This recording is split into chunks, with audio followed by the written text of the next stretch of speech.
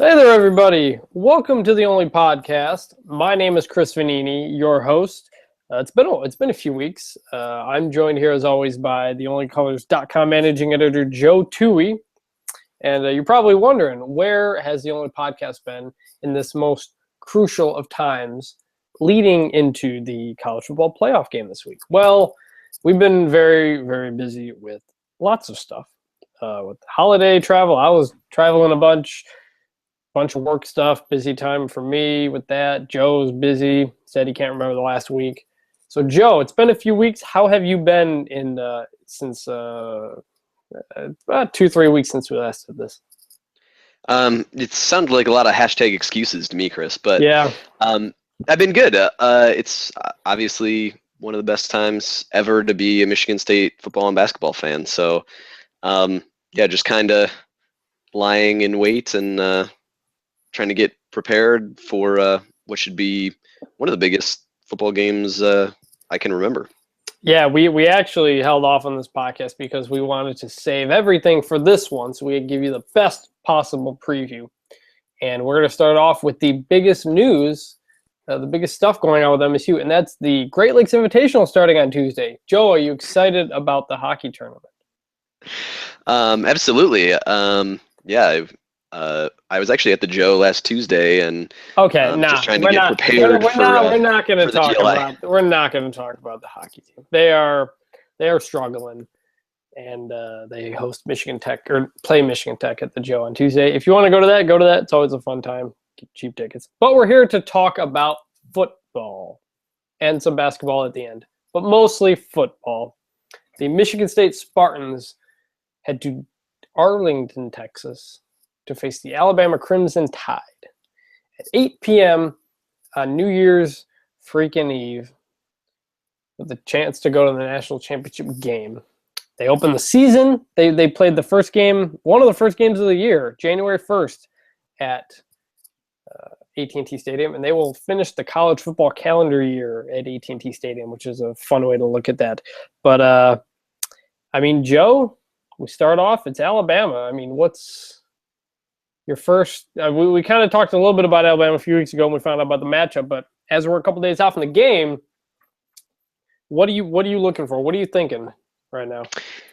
Yeah, so Alabama is Alabama, right? The interesting thing, and I wrote a 5 factors preview of the game that went up on theonlycolors.com today. You should check that out. We'll have a more robust preview in the coming days from Austin Smith, but the couple things that stood out to me were, number one, Alabama is brutally efficient.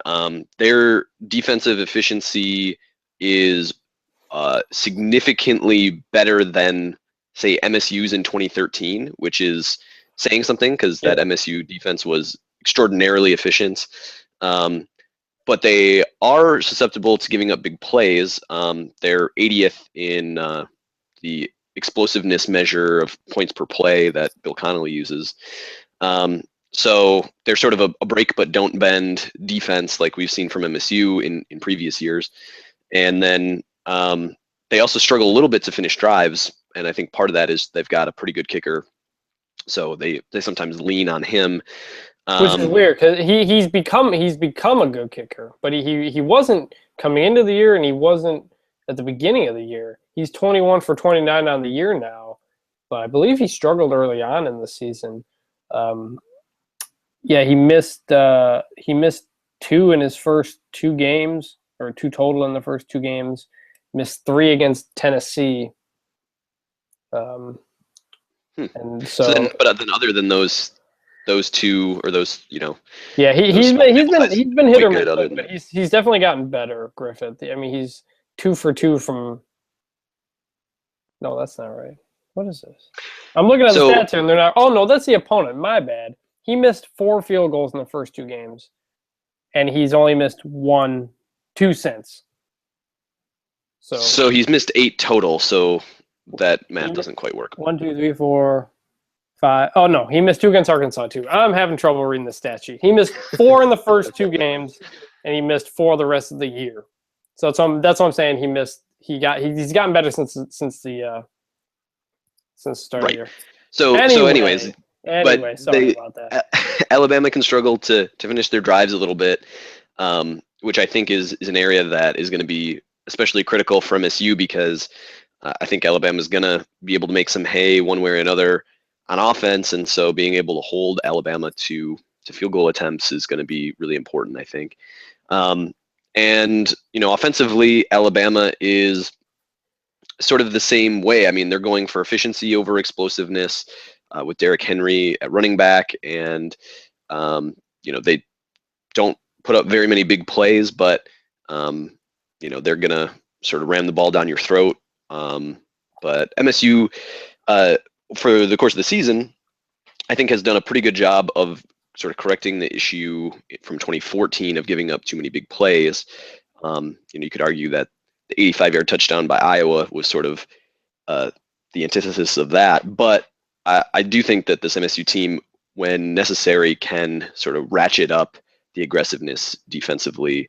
And I think that's what we'll see. But just brutally efficient is what I see out of Alabama. And, I think it's going to be a total slugfest.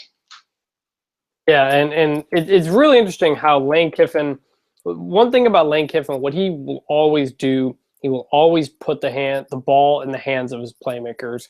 He knows that's what you got to do, and that's why he's a very good offensive coordinator. Last year, Amari Cooper led the nation with 124 catches. This year, Derrick Henry leads the country with 339 rushing attempts. Mm-hmm. And just an absolute beast. Averages 5.9 a carry, and he wears you down as the game goes on. You see him in the second halves of these games against Florida, against LSU. He just really starts to wear down the defenses, and that's going to be really interesting to watch because that's what's kind of starting. And MSU's run defense has been better in the last few games. But Iowa still averaged, I believe it was like 3.5 a carry from the running backs, which is okay for all things considered. I'm really curious to see how MSU's smaller linebackers are going to fare in this game. I think that's going to be a very difficult matchup for them, getting off of blocks to try to make tackles. I think it's going to have to start with the defensive line, which is the strength, with McDowell and Heath inside and Lawrence Thomas, and Shalik Calhoun not as good in the run defense as he is in the pass protection, so he's going to be tested with that there. And then they've also got Kenyon Drake, more of a speedier guy out of the backfield. Hasn't got a ton of carries this year, but he's kind of used in multiple ways. And something I'm curious how much Alabama will use is their tight end, O.J. Howard, who came into the year with a lot of hype. Only has 30 catches on the year, but the tight end spot is a position MSU's defense can struggle with the way they have a hard time defending the flats, and with how much MSU is going to be gearing up to stop the run, it opens up those play action passes that MSU has struggled with, especially against like Penn State and stuff. So very curious to see how they're going to do that. And offensively, it's going to come down to Connor Cook. We're just guessing here, but do you think Connor Cook's going to be okay? What are you figuring to get from Cook in this one? Yeah, that's pretty up in the air, right? So after the Ohio State prep week of hearing that Connor Cook was going to be full go, he's totally fine, and then having him not play at all, I think that we can sort of assume that we don't know much when it comes to Cook's status. There are those photos of him being in a shoulder brace. He's been in that shoulder brace since the injury happened against Maryland. It didn't seem to bother him too much against Penn State, but it did seem to be a much bigger issue against Iowa. So I don't think that him wearing that brace, which they called a harness, which makes it sound a lot more hefty than I think it is, but may or may not have any major effect. He might not be full go in public practices, but is, otherwise. So, I think that there's a lot of gamesmanship going on by Mark D'Antonio, and rightly so. If you can gain some sort of advantage from that, or just making Nick Saban prepare for, all potential options, whether that's running the option or being sort of the offense that we saw against Michigan earlier in the season, which was definitely more Connor Cook dependent. I got no idea. I don't think anybody does other than the MSU coaching staff at this point. Yeah, I don't know. He really had some bad throws in that Iowa game, especially after he took the one hit that kind of seemed to change everything. And he's probably going to be running for his life a little bit in this one because of how good that Alabama front seven is, and they're going to bring pressure and want to see how he handles it, see if he can do that. I know it's a different team, but you think back to the 2011 Capital One Bowl and how Alabama knocked out MSU's first two quarterbacks, and Keith Nichol got put in the game at quarterback to throw a touchdown pass. I think MSU's offensive line is much better than it. And the good thing for MSU is at least their offensive line is healthy, or at least as healthy as it can be now. That was kind of a problem all year. They were always banged up until the final few weeks they got healthy, and it seemed to make a big difference. But, yeah, and then is MSU going to be able to run the ball? I have a lot of doubts at that. They've struggled to run the ball all year, really. I mean, there's been some bright spots and some bright performances from individuals, and you look at, a 22-play drive against Iowa with mostly runs, but, those were little runs. There weren't big explosive runs. And Alabama's defense this year, I believe they're got to be number one in the country. Might have been number two. Number one in the country in rushing D. 2.3 yards per carry. Just loaded with NFL talent there. And man, this game's going to be a battle. Do you think MSU is going to be able to run the ball? Whether it's Gerald Holmes, Madre London, Scott, I imagine they're going to use all three. What do you think of MSU's chances to be able to run the ball? Yeah, so they'll figure out a way to have some measure of success in the running game. Now, can they run the ball? It depends on how you define success in the running game against Alabama, right? So they averaged 4.3 sack-adjusted yards per carry against Iowa. To me, that seemed pretty successful. Now, if they hit 3.5 sack-adjusted yards per carry, would you be pretty happy with that? I think probably yeah, against Alabama, right? If you can get 3 or 4 yards a pop, that's pretty good. But they found ways to be effective in the running game against pretty good opponents so far this year, whether that was Michigan to some degree, right?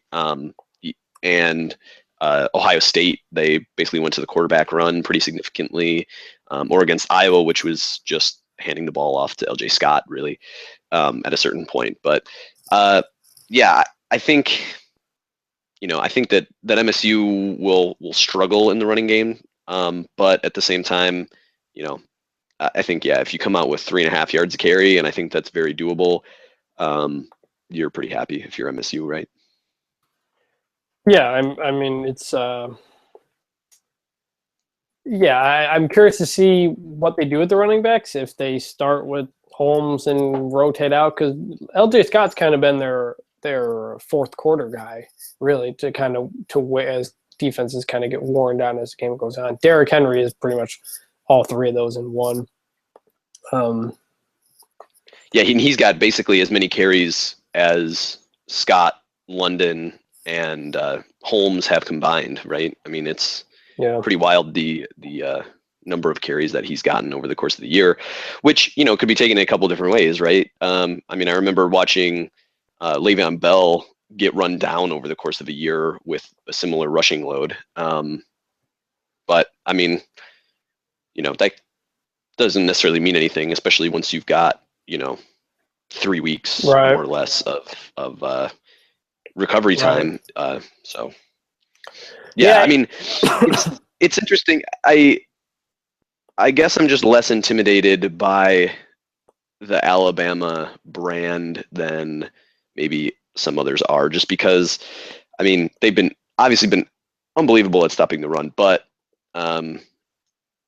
MSU's been able to pull out some tricks to get to reasonable rushing performances against some pretty good rushing defenses in the Big Ten, and I kind of have to figure that that's going to happen again here one way or another, whether that's just having some success running the ball normally on pretty standard running plays, or if that involves jet sweep packages or the Wildcat. I mean, I would be very surprised if we did not see Aaron Burbridge in the Wildcat at some point during this game. Yeah, I mean, they did a couple times against Iowa. I like to think Alabama's defense is smarter than that to know that there is no pass threat unless Cook is one of the guys getting a handoff. But yeah, I defensive. I actually have warmed to the Wildcat this year. Weirdly enough, I mean, when they are doing it with a quarterback specifically, I think that it makes a little bit more sense at times. And it seems like what they've been doing is in short yardage situations is when the Wildcat comes out, which makes some sense to me. I mean, it seems like with a quarterback run, because you get the extra blocker involved, right? There's less of a chance of getting, stuffed if you need 2 yards or something like that, right? Yeah, but I'd rather either you hand off to one of your power backs who falls forward, or run the option with Cook, who is pretty good at running it. So, well, and I think that's an option and sort of a double entendre there, but that's an option we might see more in this game, right? We might see a little bit more Connor Cook running the ball, because it seems like D'Antonio is. I'm curious about that. Dave Warner more likely to let Connor Cook actually possess the ball in especially big games, whether that's against Michigan or against Iowa in that Big Ten championship game. But yeah, I mean, for the 4th down play at the end, I got it. But I'm curious how much they're going to want him even, taking hits, but. And it probably, I mean, early in the game, probably not as much as later, right? So, the longer the game goes on, I think more likely you'll see Connor Cook running plays, especially if MSU is struggling in that area to some degree. Yeah. I'm also just very interested to see if they go back to a lot of the passing plays, like the fades that they were throwing to Aaron Burbridge over and over and over and over again, right? I mean, that's what I was going to mention next.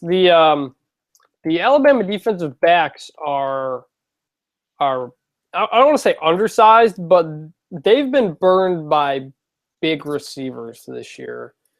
That's kind of been their weakness. Ole Miss especially. Now, Burbridge or MSU's guys aren't that big. I mean, AJ Troop is, but he doesn't play. But in relation to that on the fades, I'm curious if that'll come into play, because that's a guy making an adjustment on the ball. That's kind of, when you have the big receivers, you're kind of throwing it up there, making a guy go get it. In Burbridge, he's not the biggest guy, but he's good at going up and making the play. So I'm very curious to see if that's one of their things they do. Not to mention, if Cook isn't 100%, that's kind of the throw to go to, because you don't need to put as much zip on it. They kind of he kind of floats those in there a little bit more. So the defensive backs for Alabama are always, really good, but they've struggled against the big receivers. And so when a guy's going up to make a play, I'm curious to see if Burbridge or McGarrett Kings would be able to do that. I think that's how MSU's going to have to attack him in the passing game, especially since a lot of those are quick throws. And if you're not getting protection, then you're going to want to go to some throws like that. Yeah, and one of my it was a mild complaint about the offense early in the season was that it seemed like they were running passing plays that were low margin plays, right? Where even, it seems like against Rutgers, you should be able to run routes that get guys a little bit more open than it seemed like guys were getting. Yeah. But the good news is that in a game like this, or, against better defenses, that if your passing game is opponent independent, in that, there's basically not much the opponent can do to sort of stop what you're trying to do either way, then when you start to play better and better opponents, you've already got that in place. Now, they haven't really been able to run a lot of plays like that for several weeks, so I don't know that can be sort of the bread and butter that you go to, but it's obvious that Cook's got a lot of confidence in his receivers to go up and make plays. So, I think we're going to end up seeing some interesting throws, sort of regardless of how Cook is from a health perspective, right? Right. And so offensively, anything else you want to hit on? I mean, do you think? Here's a question: do you think MSU will put in Damian Terry or Tyler O'Connor in there at all? Given that, one, they've played, but two, this is maybe Cook's last game and maybe their last. I know. I remember Cousins got in there in the 08 Capital One Bowl, and I wouldn't put it past Antonio to try something like that. I wouldn't do it if I were him, but I'm just thinking. I'm just wondering if it's something you think he would do. Maybe even for a drive that gets to midfield and you put in Terry for a play or two to run, basically just run. Yeah, I mean, I think the greatest chance of any of that happening is if they're just putting Terry in to run a wildcat, set of plays or something like that. I mean, unless Cook really isn't 100%, right? I mean, if Cook isn't 100% and he's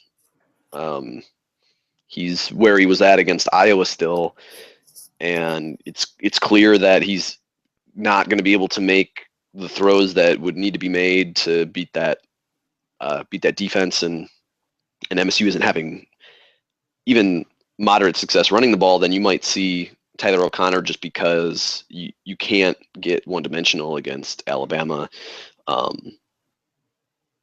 in that way and expect to have any sort of success, right? So that's the only way I could see it happening is if there's if Cook's health is still really a major problem, or just as a wildcat type situation. But yeah, I guess it kind of goes back to the wildcat thing you were saying.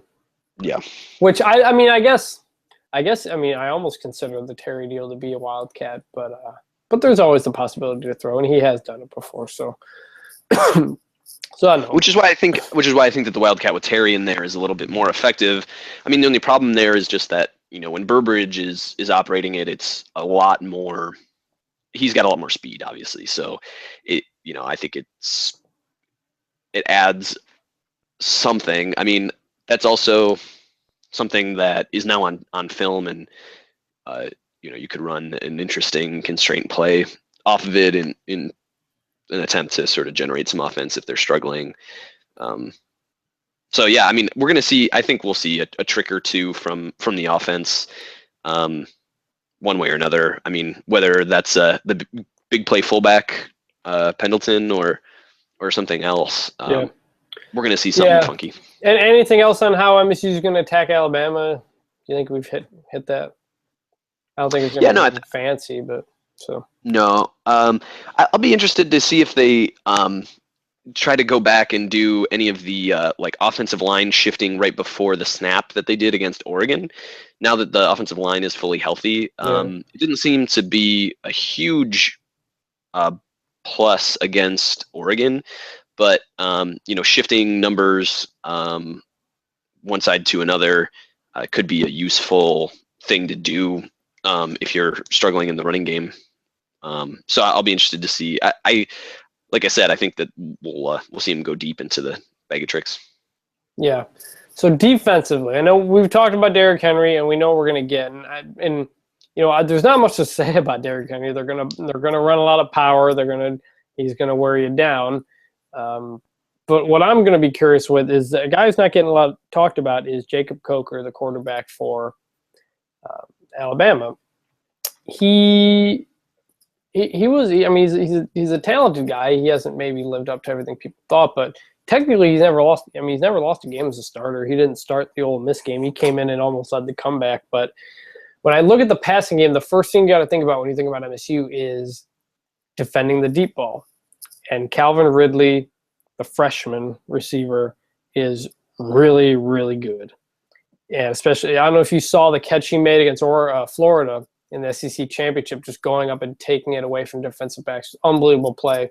And I saw that I just kept thinking if he was matched up against MSU, are MSU's cornerbacks going to be able to stop that? Because that's their weakness. We've talked about it all year. We don't know why teams haven't been throwing the ball deep on MSU very much. I don't expect Alabama to do it a ton, but I think the fact that they're going to rely on running the ball and they know MSU is going to think they're running the ball, I think it opens up a lot of play action possibilities to throw deep balls to Calvin Ridley. He had 75 catches this year, 5 touchdowns, averaged 12 yards a catch. A very athletic, fast guy who can cause a lot of problems. Meanwhile, MSU's got R.J. Williamson. It appears he's going to be back. I don't know if he's going to start, play, what, but that's a big get because he was playing like MSU's best defensive back when he got hurt. So when you look at the passing game, Alabama against MSU, what are you thinking? Yeah, I mean, it'll be interesting to see how often they sort of throw the ball downfield. Coker's been sacked on a little more than 5% of his dropbacks, so it'll be interesting to see how much they try to do that because you don't want to let Coker sort of get under pressure too much, I wouldn't think. Those are the situations in which turnovers can happen. But at the same time, right, I mean, it's sort of crazy not to take some deep shots against MSU secondary, especially in the case where Harlan Barnett and Mike Tressel are dialing up the aggressiveness in order to stop Derrick Henry in the running game, and sort of leaving the defensive backs out on an island. I think it'll be really interesting to see what secondary configuration MSU ends up going with, if they end up moving Cox back to corner or not.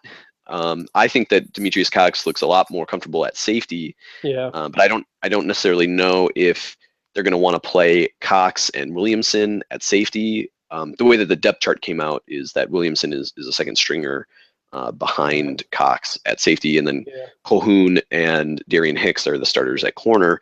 But it'll be interesting to see kind of how they shuffle that around, because it seemed like things kind of settled down once Cox got back to safety, and Nicholson has come around a little bit. But the other thing they could do is be playing Cox and Williamson at safety, and sort of leaving Nicholson, who's been up and down over the course of the year, out of it entirely. So it'll be very interesting to see how much R.J. Williamson ends up playing, and where all those guys end up lining up. I think that it'll probably be a rotation, and they'll try to keep guys fresh going, throughout the game. But Ridley's a real problem, given that the secondary has struggled some. Although I've gained a lot of confidence in the secondary over the course of the year. I feel like they've gotten in much better shape than they were. Yeah, they've gotten a lot better. And I think part of it was because they finally found the combination and stuck with it. Basically, after the Michigan game, about from that point on, they kind of after they took out the freshmen and went with Nicholson and Cox and at safeties, and Hicks came back, and Colhoun has gotten better. But the fact that MSU is going to have 7 in the box every single time, they're going to be expect and run. If Alabama puts out 3 wide, they're going to have linebackers shading inside. So it's going to really leave those defensive backs on even more of an island. And I just wonder, with the play action passing game, how they're going to how that's going to go. So I think that Alabama's not great offensively, but if they can run the ball enough, it'll open up play action. Yeah, and that's where I think the pass rush will become especially important on plays that sort of take a little bit longer to develop. I mean, obviously it's a problem, and it'll be interesting to see how much safety help is necessary to sort of contain Derrick Henry, because if it's a lot of safety help, then there's really going to be a lot of space probably.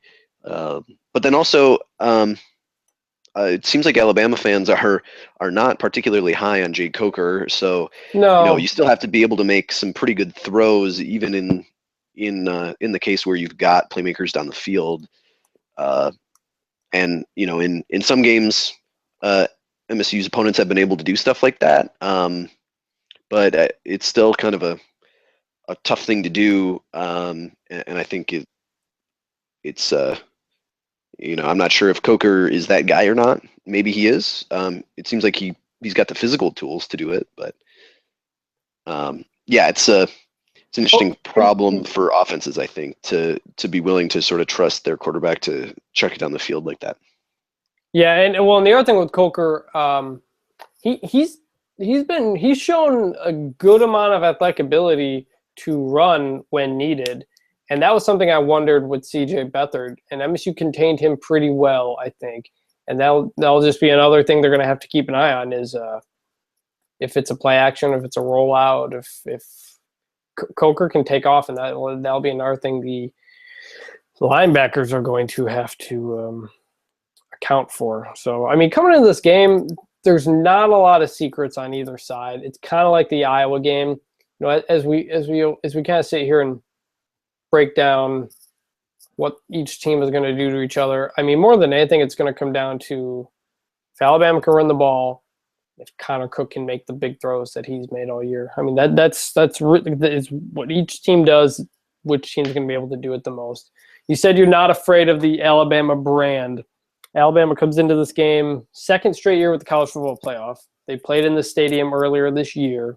MSU played obviously January 1st. Do you see any? Do you give any edge either way to experience? I mean, MSU's been in plenty of big games too. So I mean, do you think it's split? Do you think Alabama, coming off of last year's playoff loss, is thinking differently? What do you think about that maybe that mental side? Yeah, I mean, I think I don't give either team a major advantage there. I mean, you can talk about chips on your shoulder all you want, but I think ultimately both teams are going to be very well prepared. Yeah, I mean, this MSU team, it was funny on Christmas night. I think it was Big Ten Network was showing the Rose Bowl game, and it's always striking to watch that Rose Bowl game and remember how many guys on the team currently were on that team as well. Yeah. And it seems like that year was a real growing up year in 2013.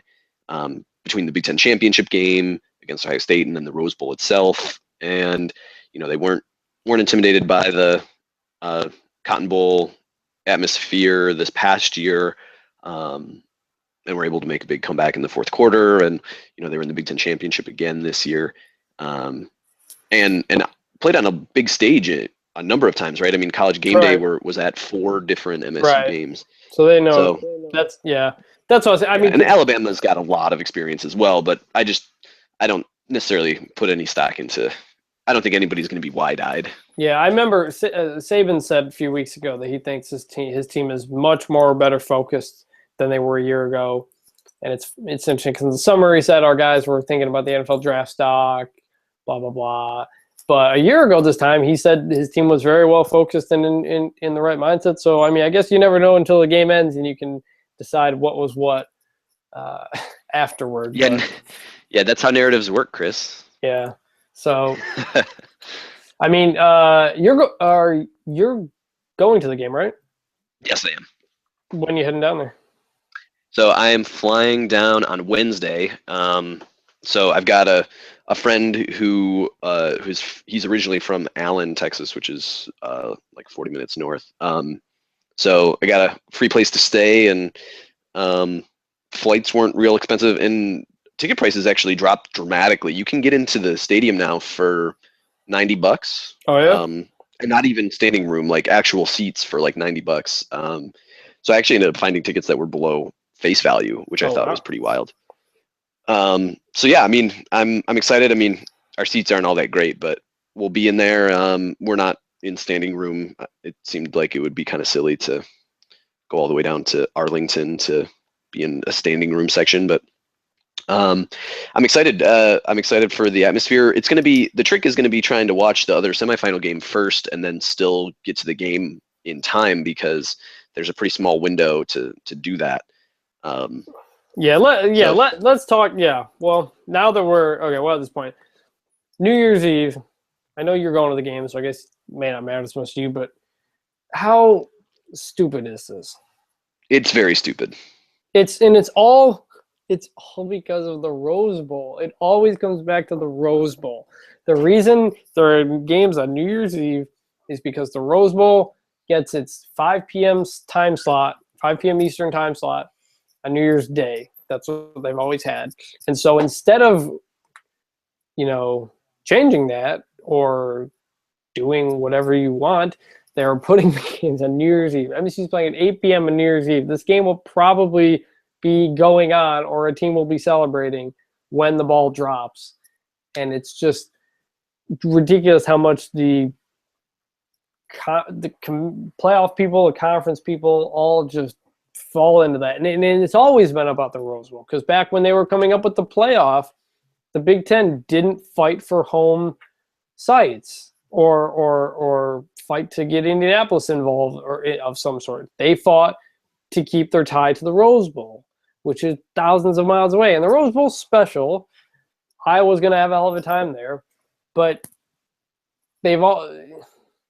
it's amazing how much power the idea of the Rose Bowl has, the tradition of the Rose Bowl has over practicality. And the fact that New Year's night, the game you're going to get is Ole Miss, Oklahoma State, is just like, blah. You're gonna these two big games, New Year's Eve. One of them's at 4:00. My wife works on New Year's Eve. I'm actually gonna be driving probably during that game, and just people work on New Year's Eve. And it's just so dumb, and it's just terrible how that came about. And it seems like the funny part is they're calling this a tradition. It's not a tradition. It's only going to happen when the Rose Bowl is not a semifinal. So every 3 years, it's not happening. So it's like, and ESPN doing what they got to do, but the commercials, I don't think them tying New Year's Eve into the commercials is the right call. Like, all their commercials have been like, New Year's Eve party watching the game, when I feel like you're pointing out the stupidity of having the games on that day. I feel like you should just be hyping the games and focusing on that. There's a lot of things there, right? I think, okay, let's say you're not a college football fan. Like, there's got to be a lot of strife within various relationships involved in, like, New Year's Eve plans, right? It's stupid. The other thing, though, is that, okay, so January 2nd is a Saturday. Why can't the semifinal games be on Saturday? Like, it just doesn't make sense. I know that the NFL is going to play some games on that Saturday, right? They probably don't want to compete with the NFL. Well, especially because the championship game is on a Monday, so now it's a little more than a week off between the games, but it changes every year, so I don't even know. Right. It's all very goofy. Yeah, I'm with you entirely. But then also, what year was it? There was a year relatively recently where New Year's Day fell on a Sunday, right? Right. And they moved the games to the second, or when did they play those games? Did they play them on?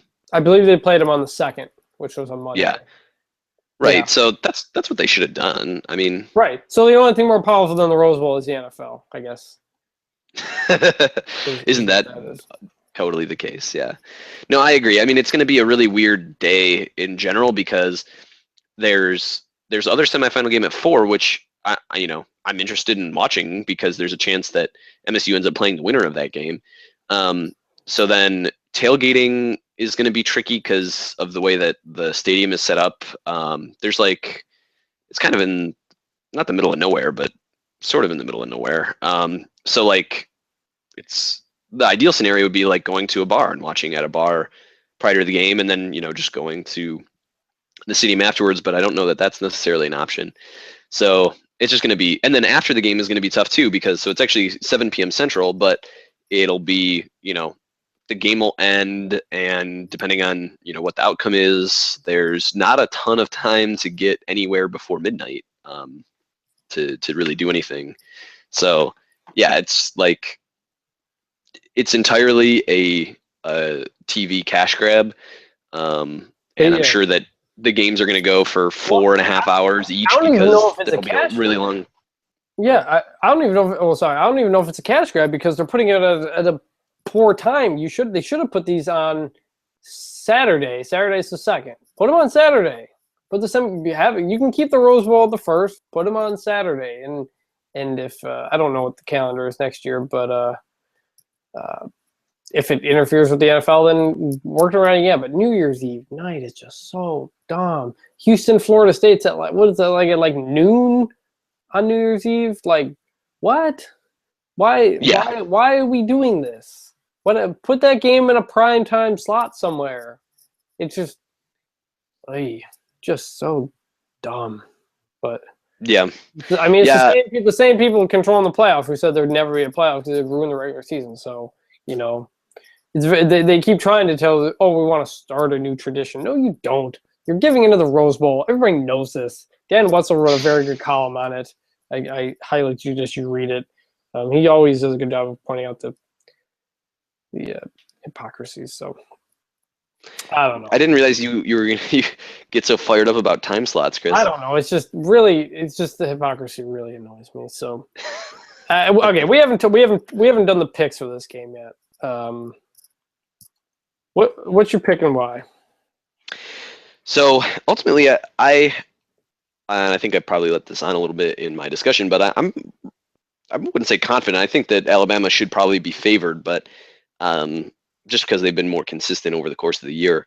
But I really think that there's some advantages that MSU has that could play themselves out, and I ultimately think that MSU will do a pretty good job at limiting Alabama's ability to finish drives.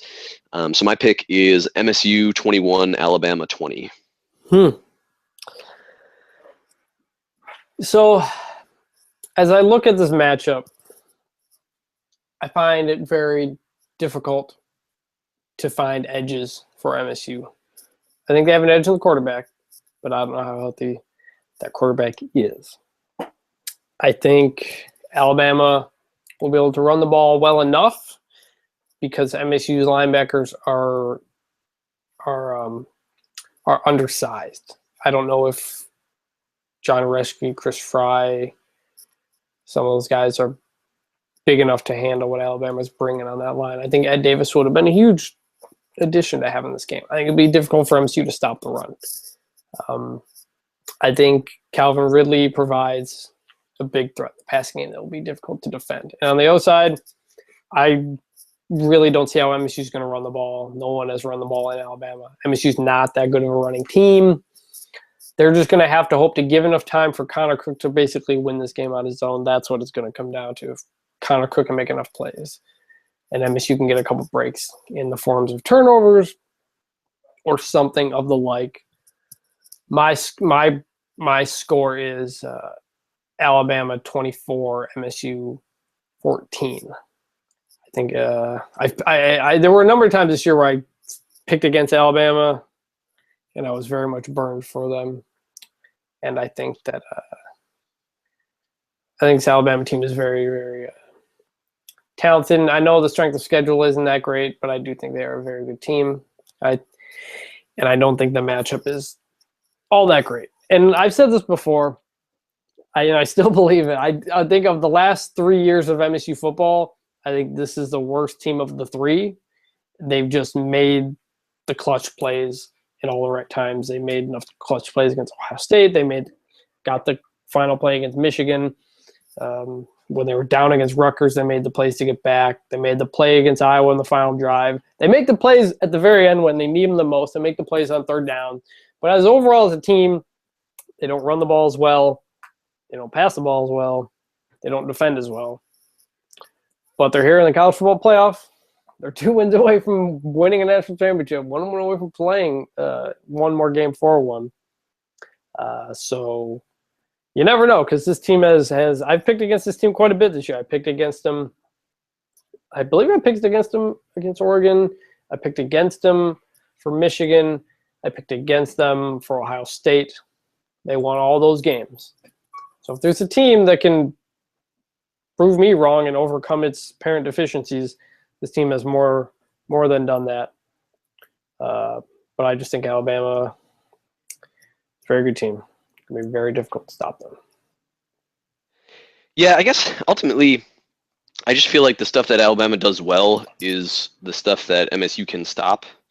And I think that the advantages that MSU has over previous years of MSU teams is that the offensive and defensive lines are stronger than they were, and because of injury, that offensive line advantage didn't show over chunks of the year and resulted in a couple closer games than maybe were would otherwise happen, and then also in the defensive secondary. So I think getting healthy in those two areas has really been the key to some of the success that they've had. But yeah, I mean, Alabama's Alabama, and it's it'd be hard to argue that MSU will have advantages along the line of scrimmage, probably, right? So. Right, that's the thing. The lines have been MSU's advantage, and I'm just not sure if they will. I don't think they will have that in this game. So I don't know. Should be a good game though. Whoever thought MSU would be in this position, especially this year's team, but they've done it, and they've gotten plenty of respect along the way. So. Yeah. Anything else you want to hit on this game before we get to it? Before you take off for it? No. Well, I am interested to see what the split of fans is like at this game, because I would presume that Alabama would travel better. Are you flying down or driving down? I'm flying. Are your flights still good? I know a lot of MSU folks haven't been able to get down there yet. Well, so my flights are in like 2 days, right? So hopefully it'll be better, yeah. Yeah, I can't imagine that there'd still be issues, but I probably shouldn't have said that.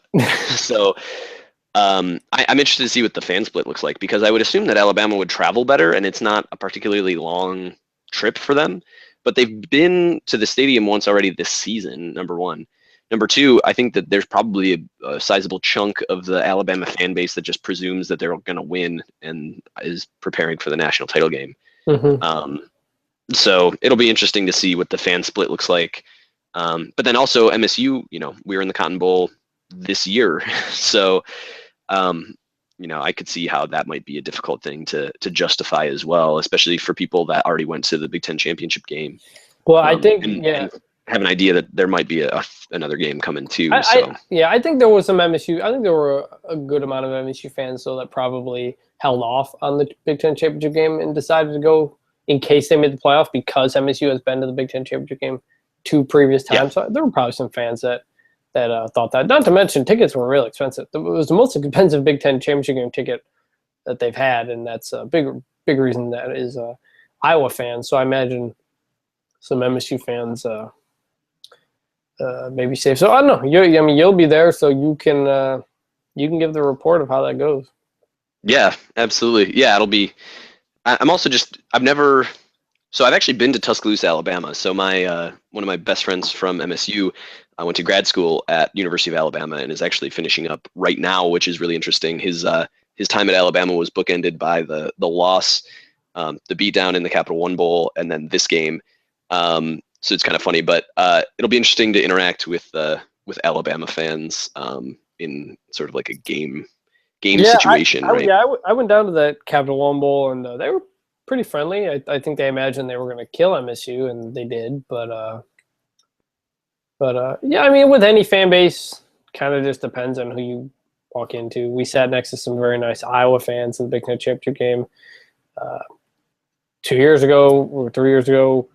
We sat amongst some very not good Ohio State fans. So it just kind of depends, I think.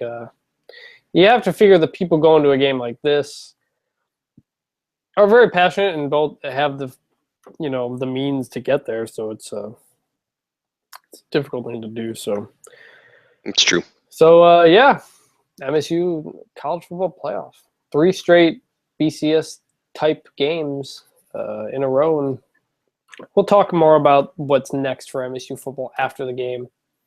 Unless they win, then we'll talk about championship. But whenever the season's over, we'll talk more about what's next for them. But for now, all the focus is on that big Cotton Bowl game, and so yeah, should be a good one. 8:00, I believe, on ESPN, and they got Fowler and Herbstreit calling the game, the number one crew primetime slot. So they're getting a lot of respect there.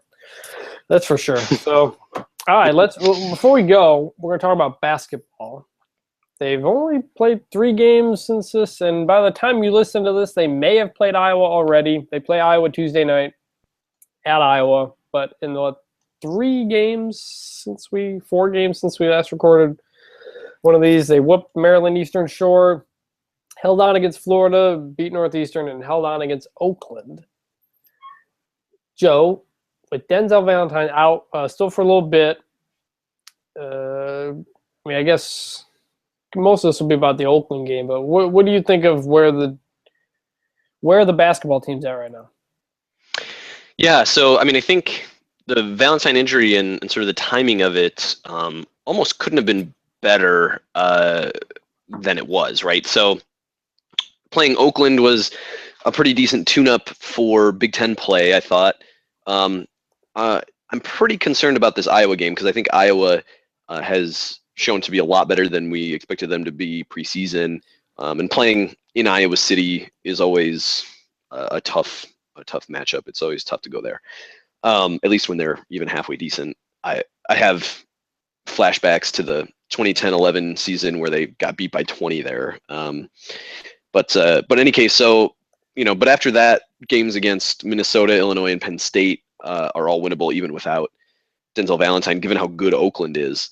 And I thought we saw a lot of maturation both from Bryn Forbes and from Aaron Harris in that Oakland game. It seemed like both guys were able to assert themselves in a pretty efficient manner in a way that didn't disrupt the offense. I mean, to me, that seemed to be the issue with Aaron Harris early on in the season, was that he was struggling to get his in the flow of the offense. It seemed like he wanted kind of the ball to stop with him and for him to create stuff, and was forcing a lot more than he needed to be.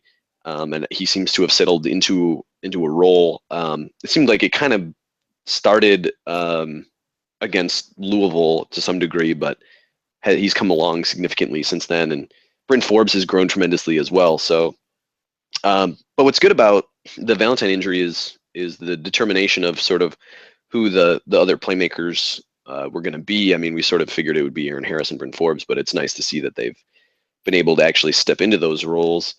My biggest concern about this team right now is actually not Denzel Valentine or the sort of the secondary scorer role, but the power forward position actually seems to me to be a pretty significant problem, because it doesn't seem like Javon Bess or Marvin Clark is the solution, given the guys that end up on the floor most often. Yeah. And so that basically means that it's either going to be 2 bigs or Kenny Goins.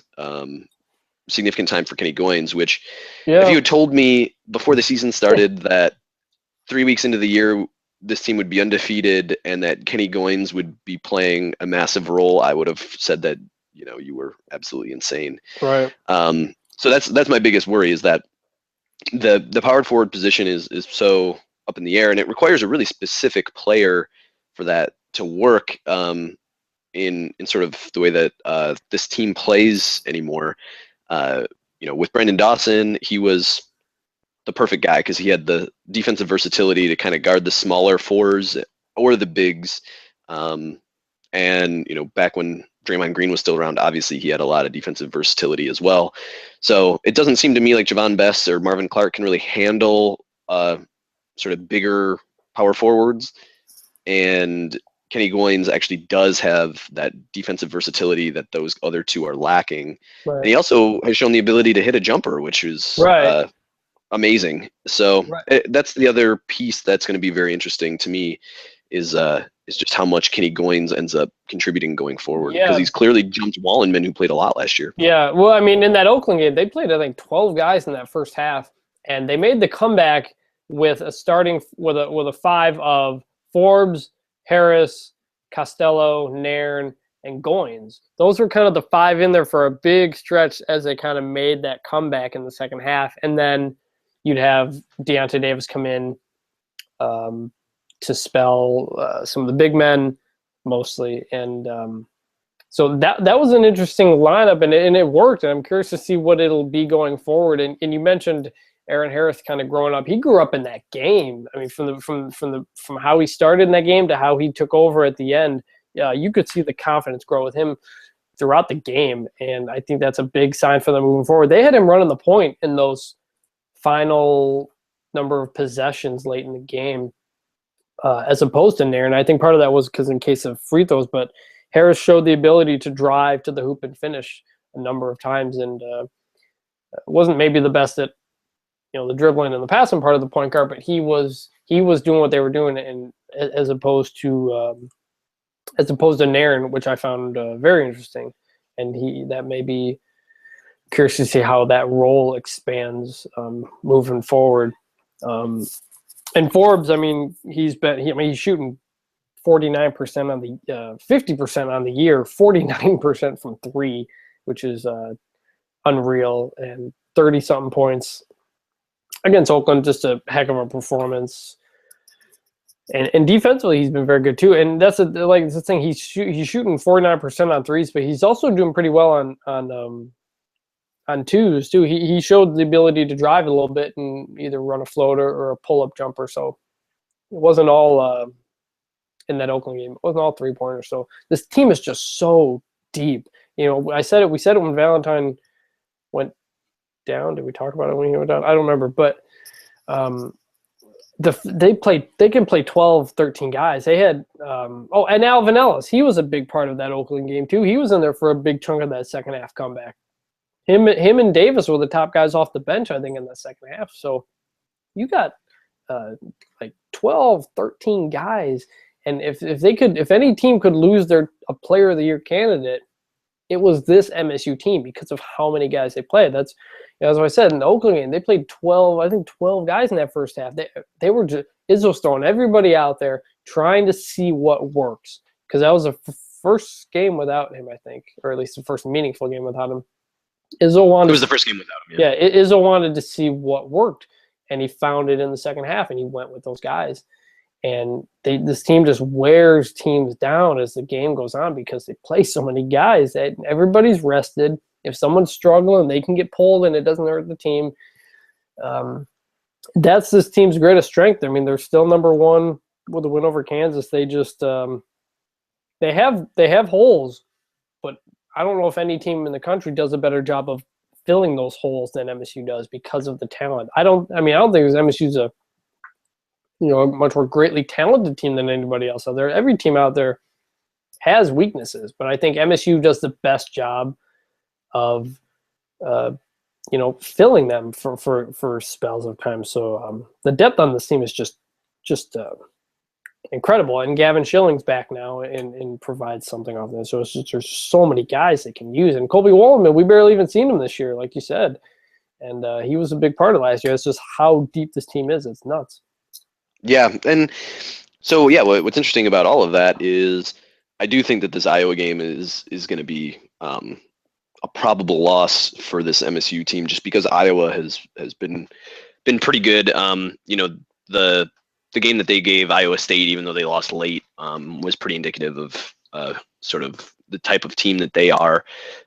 And like I said, playing in Iowa City is tough, but in some ways, I also think that losing a game early in Big Ten play, now that the team has the best start ever for an MSU team at 13-0, is sort of a weight lifted to some degree, right? Yeah, I actually think they're going to lose against Iowa. I think Iowa's a good team. It's a tough place to play. Of all the games this year, it's one of the toughest conference games all year. Actually, I agree. It's actually on KenPom, going by percentage chance, it's the second most difficult game. The only other one being at Purdue, which he has them losing. I mean, he has them winning the rest of them, but the projected conference record is 14-4. But yeah, I mean, this is going to be a very tough game. Right, and so at least the good news is that. And Iowa fans will be fired up, I'm sure, a little bit, wanting revenge for the football game. I'm sure there'll be a little bit of that feeling in there. Absolutely. Well, so yeah, the interesting thing though is I'm just really hoping that Valentine is back for the second time MSU plays Iowa, which is January 14th. So Right. they end up playing Iowa a bunch of times in a pretty short time frame. And then the way that the schedule opens up, or as it has turned out, is MSU's got one of the easiest, if not the easiest, conference strength of schedule in the Big Ten, which is It's definitely different than it looked at the beginning of the year. particularly helpful for winning the conference potentially. I mean, that trip to West Lafayette looms large with how good Purdue has been thus far this year, and Maryland obviously still has a lot of talent. But they don't go to Maryland. That's the other thing. Right, which is helpful. So, but the other interesting thing about all of that is, given the length that Purdue's got, I'm not scared of it just because it seems like this MSU team's got so many guys. I mean, they could conceivably play, they can play two bigs with Costello and Davis, both having a little bit of range, Goins as well. And, then you've got Bess and Clark and Wallenman. So, you could conceivably match up pretty well with any of the teams in the Big Ten at this point. And so it's going to be a really interesting conference season, especially to see just how much Denzel Valentine lost over the course of, the few weeks that he's out, and how quickly he gets integrated back into the team. Because there could be growing pains there to some degree, right? If they have some success, if they end up pulling off a win against Iowa tomorrow night, it could be very interesting to see how Valentine. If they win that game against Iowa, man, who knows? Sky's the limit. Where this team's going to go. But a lot of you might listen to this after the game. So generally, we're just kind of talking about the team and how they're very good and very deep. So a lot to go. But for now, the focus turns to the Great Lakes Invitational at the Joe on Tuesday. So big week for MSU sports. Is there we were going to talk about we were going to talk about this last week, but we couldn't get enough time. The whole Mike D'Antonio cover, I think that's kind of been, everybody's kind of talked about that. I just don't know how that, forget disrespect for everything, I don't know how that gets past multiple editors. And now Mike D'Antoni is back in the NBA with the Sixers, so that'll be fun. And Connor Cook talk. No, I think he's raised his profile in the eyes of media this week. I've heard a lot of people, gushing about how he's very open in interviews and they've enjoyed his personality. And I mean, that's kind of how it's always been. So once more of those anonymous scout reports start coming out, I think you might have some more national media maybe defending him a little bit more, especially if he plays well in this game. So, yeah. Did you have any thoughts on Mike D'Antoni or Connor Cook's? I mean, there's just the basic irony of calling it disrespect, and so like that SI cover, right, is talking about like the case for MSU becoming national champion, but the small typo, is really the most important part of that cover. I just kind of enjoyed the irony of the collective fan base being outraged at that. I mean, it's a bad typo, but like, I don't know, whatever. People are human, right? So it's just funny more than anything to me that those things continue to happen. And I really can't imagine that somebody as even keeled as D'Antonio is particularly offended by that stuff. I think that there's probably a lot more being said in SEC country that would be significantly more bulletin board worthy. But yeah, at this point, I don't even know if you get any of that. I think there will always be a natural chip on the shoulder if you call it because you're Michigan State. That's just kind of what it always is. It's kind of like Clemson. People are Right. it comes to us to deal with a lot of that stuff. It's just it's part of what people think about, but that's a good thing. So, and MSU's use that to the advantage. I saw today it was a rap video by somebody, MSU rap video, and Connor Cook made an appearance. It's like a guy teaching in a class, but he's showing MSU football highlights. And if you go down my Twitter timeline, you'll probably find it if you haven't seen it. But Yeah, it's pretty bad. It is bad. There was actually someone redid Type of Way heading into the Big Ten championship game in 2013, and that actually was pretty good. That was actually a pretty good one. This one is a guy trying to sound like Eminem. The production quality is there, but the song is just, man. I think he rhymes Burbridge with Burbridge, I think, but toward the end, it's in this classroom. Someone raises their hand, and it's Connor Cook in this video. And he says, "Is this going to be in the final?" And the guy says, "Yeah." And so he goes down to writing notes. And so I thought, so Johnny Manziel is whatever over Christmas, something about a rap video, something rapping a video or Christmas, something. I don't know. So I just thought, Connor Cook's in a rap video. Is that going to hurt his stock, or is it going to help his stock that the fact that he's in class in this video? Is that like a good thing then? It was, you can kind of look at it both ways. So I don't know. I'm sure, I guarantee you there's some scout who think that feeds into the he wants to be a celebrity deal, which, whatever. I don't know. I mean, let's say Connor Cook does want to be a celebrity, right? Like, so what? The best way to, so if you're in Connor Cook's situation, the best way to become a celebrity is to become a very good professional quarterback, right? Like, who cares? Like, I would think that there's a significant amount of ego involved in being a Power 5 conference quarterback, regardless of what school you're at, right? I mean, but yeah. So yeah, any loose ends to tie up? We went a little bit long here because of the big game. Wanted to make sure we hit everything we had in our heads. Is there anything else you wanted to hit on?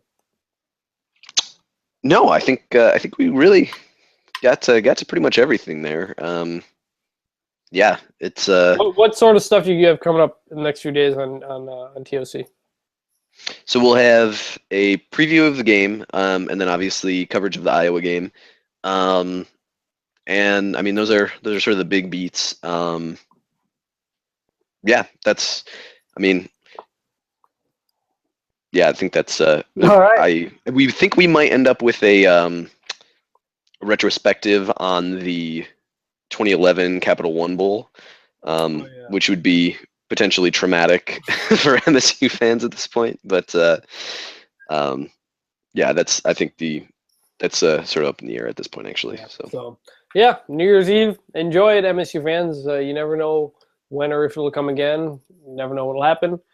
Enjoy yourselves, as dumb as it is on New Year's Eve. Enjoy the game. Be careful. Be safe, and all that stuff. And make sure you subscribe to the podcast on iTunes. Search for The Only Colors Podcast. You can follow me on Twitter at Chris Giannini. He's at JOBIN 2 letter E, and also at The Only Colors.